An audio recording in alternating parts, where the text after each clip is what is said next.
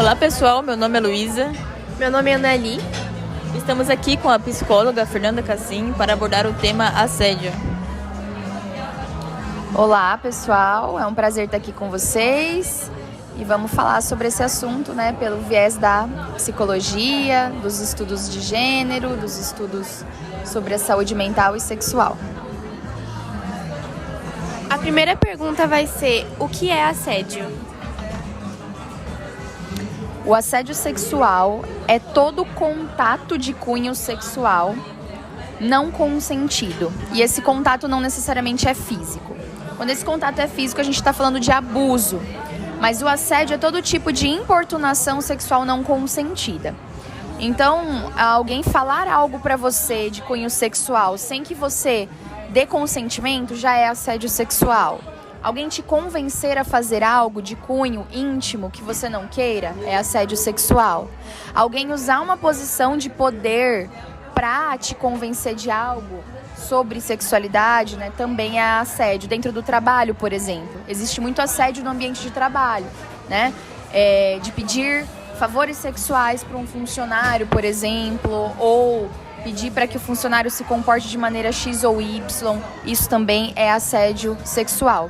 Então existe uma diferença entre a importunação sexual, o assédio, o abuso, né? Mas de forma geral, o abuso ele está mais ligado a uma violação física e o assédio ele pode ser de qualquer outra origem, verbal, até financeira, né? Negar pagamento para alguém, né? Como no trabalho, em troca de favor sexual. Então, tudo que passa pela via da relação do corpo com o outro, com a intimidade do outro, sem que haja consentimento desse outro, é assédio sexual.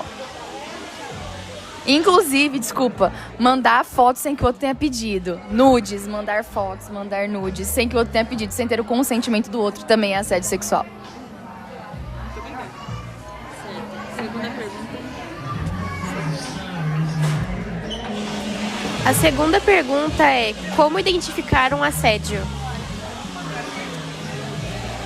Geralmente, quando as pessoas sofrem um assédio, elas têm muita dificuldade de identificar por quê. A gente tem um imaginário social de que o assédio ele vai ser muito claro, ele vai ser muito óbvio. E boa parte dos assédios, inclusive, né, existem dados estatísticos que dizem que 75% das pessoas abusadas sexualmente foram abusadas por pessoas conhecidas. Parentes, familiares, amigos, conhecidos, professores, patrões.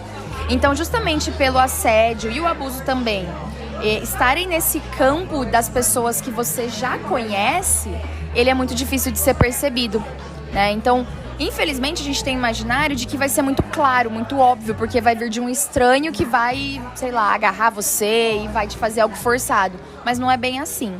Então, identificar um assédio parte do princípio de que a gente tem algum desconforto em relação à nossa sexualidade numa determinada situação.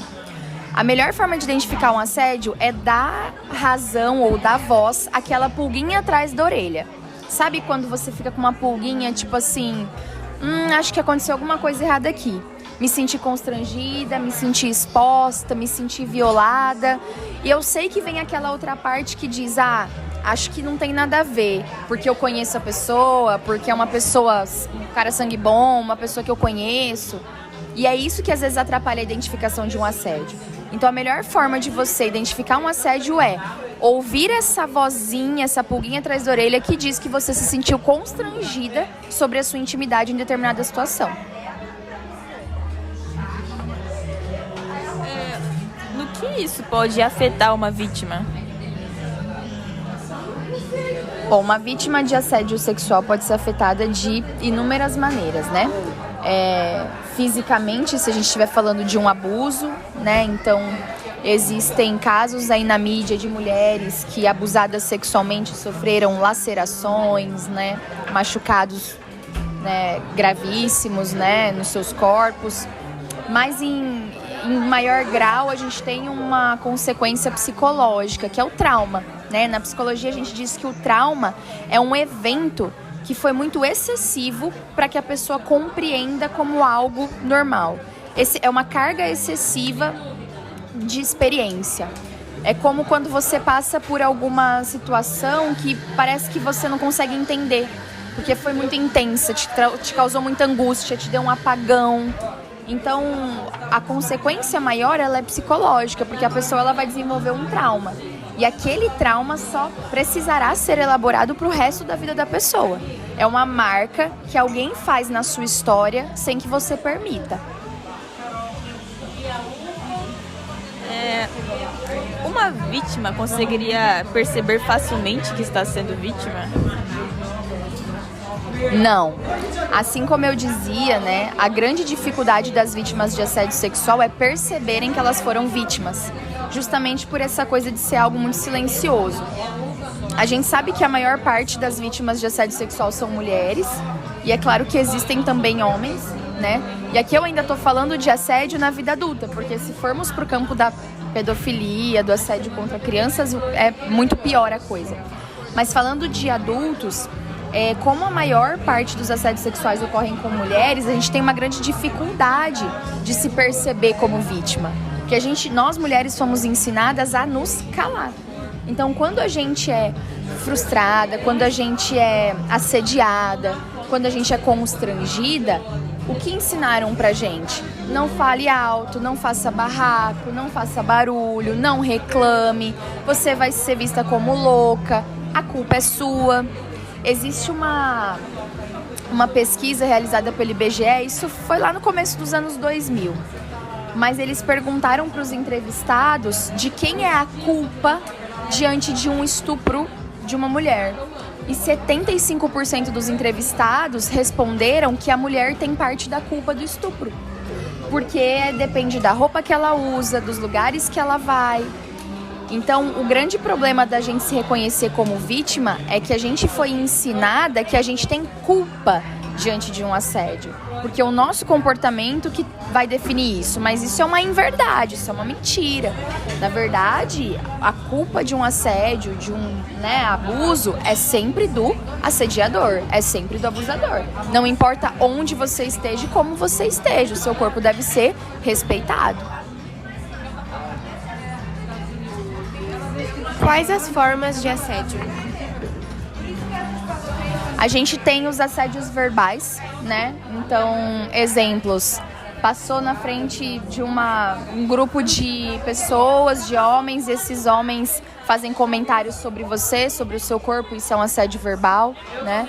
A gente tem assédio psicológico, pessoas que condicionam, né, a você fazer favor sexual. Então, aquela coisa do, olha, a gente ficou, a gente namorou e eu posso espalhar suas fotos se você não ficar comigo. Eu posso contar o que a gente fez se você não fizer esse favor sexual aqui, né? Então, o assédio psicológico, o assédio, né? E aí a gente vai pro campo do abuso, que é a parte física, né? Qualquer tipo de toque no corpo da mulher, qualquer tipo de toque que não foi consentido, né? A gente tem muitas histórias, especialmente nas grandes cidades, de pessoas que são assediadas e abusadas em ônibus, né? Então, o próprio ato de ver homens se masturbando em ônibus, né? É um assédio comum, infelizmente, não é normal. É comum porque acontece com muita frequência, passando os órgãos genitais nos corpos dessas mulheres sem autorização, sabe? A famosa encoxada é um abuso físico, né? Então, além disso, existem outras formas também de violência. Por exemplo, a própria violência financeira. Existem maridos que falam para a mulher, se você não fizer tal coisa, eu tiro o seu cartão de crédito, porque a mulher às vezes é dona de casa e depende financeiramente daquele homem, né? Então, enfim, não é só físico. Isso que é importante da gente saber. Pode passar pela via dessas ameaças, né, de tirar o emprego dessa mulher, de tirar a paz dela de forma geral. Por que as mulheres possuem mais tendência a serem vítimas de assédio? Olha, então, como eu disse, por mais que existem homens que também sofrem assédio, as mulheres passam por isso por conta da nossa cultura, que é uma cultura patriarcal e machista. O que isso quer dizer? existem relações de poder na nossa sociedade, né? Então, a gente pode falar de poder entre classes, mas aqui a gente vai falar de poder de gênero. Os homens, eles estiveram à frente em vários setores sociais por muito tempo. Poder à frente das corporações, à frente da política, à frente, né, das empresas. E isso condicionou que a mulher tivesse sempre na parte reclusa da coisa, sempre dedicada à maternidade, sempre dependente. E essa cultura de dependência, né, feminina faz com que a mulher não possa ter uma vida independente e livre da violência, né? Então, por isso que acontece muito com as mulheres, porque elas têm uma dificuldade de encontrar um lugar social em que elas possam, por exemplo, bom, a minha mãe, minha avó não pôde estudar, né? O pai dela não deixou, então ela ficou dependente do meu avô a vida inteira, né? Então, na época das nossas avós, pensem só como era a fragilidade dessas mulheres. Além disso, a gente também tem a cultura pornográfica, que é um campo de produção, né, de materiais pornográficos feitos de homens para homens. E nesse campo existe uma objetificação do feminino. A mulher é tratada como um objeto que está a serviço do homem, do prazer do homem. Ela não tem vontades, ela não tem movimento, ela não tem desejo, ela não tem que querer nesse campo, né? Então a pornografia acaba interferindo também, essa cultura pornográfica, nessa visão de que a mulher é uma coisa e não uma pessoa que merece respeito. O que torna tão difícil denunciar? Bom, a denúncia é difícil primeiro porque é difícil identificar que você foi uma vítima, e você identificar que foi uma vítima é identificar que você tem um trauma, que alguém violou o seu corpo. Isso é muito difícil, né? E segundo, porque é muito recente na história civilizatória, né? Na nossa sociedade, as delegacias próprias para isso. Faz poucos anos que existem as delegacias da mulher. Então, até pouco tempo, você denunciava numa delegacia comum e você era diminuída, culpada. Até hoje, nas delegacias da mulher, são homens que recebem essas mulheres para fazer a denúncia. E muitas vezes, né, isso dá medo na vítima. Né? Um homem vai ouvir de mim que eu fui assediada, ele vai me culpar, ele vai saber da minha intimidade, ela fica constrangida. Então é difícil denunciar por conta disso. Hoje, graças à Lei Maria da Penha e às delegacias especializadas da mulher, a gente já tem mais leis de proteção para que as mulheres possam fazer as suas denúncias. Mas realmente isso é muito recente, por isso que é tão difícil. A última pergunta é como seguir em frente? Olha, eu acho que pensando em trauma, todos nós temos muitos traumas ao longo das nossas vidas, né? E seguir em frente não é nenhuma opção. Acho que o bonito do ser humano é que a gente sofre, perde, passa por lutos e a gente consegue acordar no outro dia e seguir. Com muita dor, muita perda, né? Precisando elaborar tudo isso. Mas é muito importante que as pessoas tenham em mente a saúde mental, né? Então, um processo psicoterapêutico pode ajudar na elaboração de traumas, né?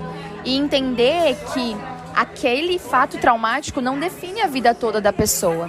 Então, num processo de psicoterapia, a gente vai trabalhar com esses pacientes, né, vítimas de assédio e de abuso sexual, no sentido não de que eles esqueçam o que aconteceu, que eles apaguem isso da história deles, porque isso é impossível, mas no sentido de fazer eles entenderem que isso é uma parte da história deles, que eles vão ressignificar, que eles vão lembrar disso pro resto da vida, mas isso não precisa trazer sofrimento sempre, né, que pode ser uma história de cuidado com o outro, de encorajamento de outras mulheres, né, do próprio trabalho que se faz ali na vida dessa pessoa, de ver aquilo com outros olhos. É uma situação triste, como muitas outras que a gente passa, mas é possível conviver com ela e lembrar dela com muita saúde, né, apesar de ser triste.